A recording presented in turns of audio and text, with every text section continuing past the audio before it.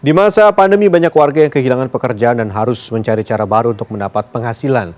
Di kota Bandung, Jawa Barat, sebagian warga ada yang membuat sentra kuliner baru sebagai upaya untuk dapat menyambung hidup. Karenanya perlu upaya agar sentra kuliner dapat terus bertahan dan menggerakkan roda ekonomi.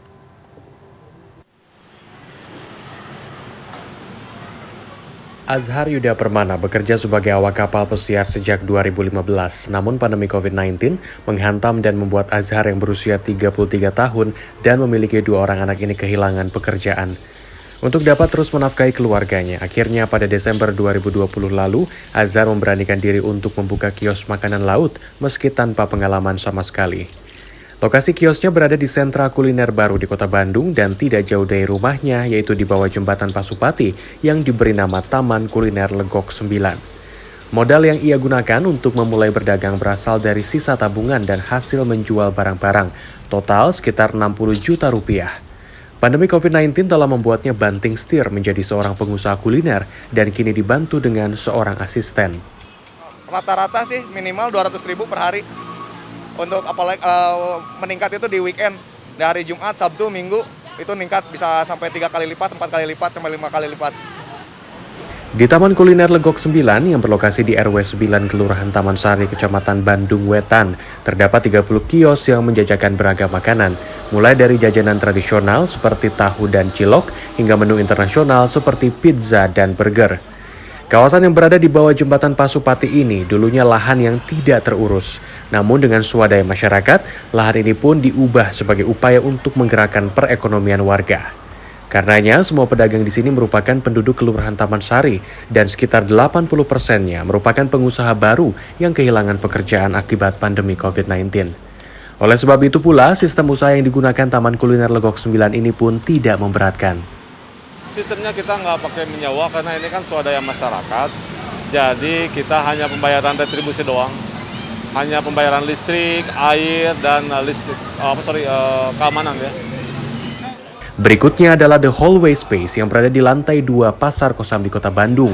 Dari luar, tempat ini terlihat seperti pasar biasa, namun di dalamnya The Hallway menawarkan konsep tongkrongan kekinian. Pengaturan dan desain interior toko dibuat menarik, mulai dari penyusunan tempat, pencahayaan, hingga penataan kursi. Sebetulnya kita ingin memfasilitasi teman-teman yang punya brand tapi nggak punya toko. Karena kebanyakan toko di Bandung itu mahal ya, jadi kita pengen bikin toko yang nggak terlalu mahal, tapi bisa memfasilitasi brand-brand lokal yang ada di Bandung. Dibuka pada Oktober 2020, The Hallway memiliki 120 toko yang 32 diantaranya berjualan makanan. Sekitar 40% dari para pengusaha itu merupakan pengusaha baru yang sebelumnya dirumahkan ataupun kehilangan pekerjaan akibat pandemi COVID-19. Seperti Muhammad Ikhwan, sebelumnya laki-laki 35 tahun ini memiliki bisnis event organizer.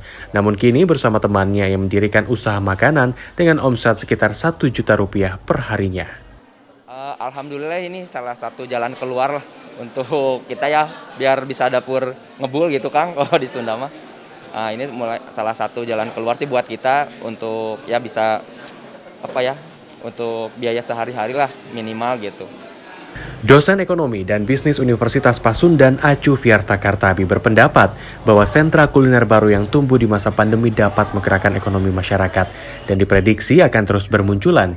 Namun yang sulit adalah agar dapat terus bertahan. Akan terus berlanjut ya ke depan, meskipun kalau kita bicara tingkat persaingan secara kompetitif ya di bisnis kuliner itu sangat tinggi gitu ya. Tentu seleksi alam itu berlaku dan saya melihat bahwa ke depan sangat tergantung daripada proses bisnis lah ya dari masing-masing pelaku usaha. Lanjut, menurut Acu Fiarta, kuncinya adalah kembali pada kualitas menu, harga, dan lokasi.